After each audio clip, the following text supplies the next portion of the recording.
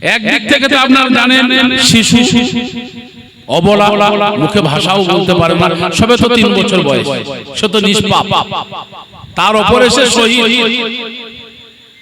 কাল কিয়ামতের দিনে এই বাচ্চাকে আল্লাহ বলবেন তুমি জান্নাতে চলে যাও বিনা হিসেবে। তখন বলবে আল্লাহ আমার মা বাপ এখনো জান্নাতে যায়নি, আমি কি করে যেতে পারি? আল্লাহ আমার আত্মীয় স্বজনরা এখনো পর্যন্ত হাসরের ময়দানে ত্রাহি ত্রাহি করছে, আমি কিভাবে জান্নাত যেতে পারি? আমি জান্নাত যাব না, আমার আত্মীয় স্বজন মা বাপকে না নিয়ে আমি জান্নাতে যাব না। ওই তোমার মা বাপ কই? দেখাইছে আমার ওই মা বাপ, আমার ওই আত্মীয় স্বজন, ওই যাও ওদেরকে নিয়েই তুমি জান্নাতে চলে যাও। সুবহানাল্লাহ, চিন্তা করেছেন?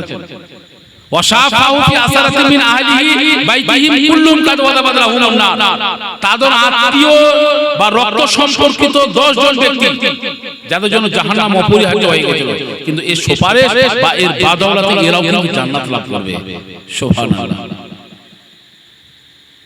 তো আপনাদের কাছে যেটা বলা বক্তব্য যে মুসলিমে কয়েকদিনের দুনিয়া, এর কোনো দাম নেই।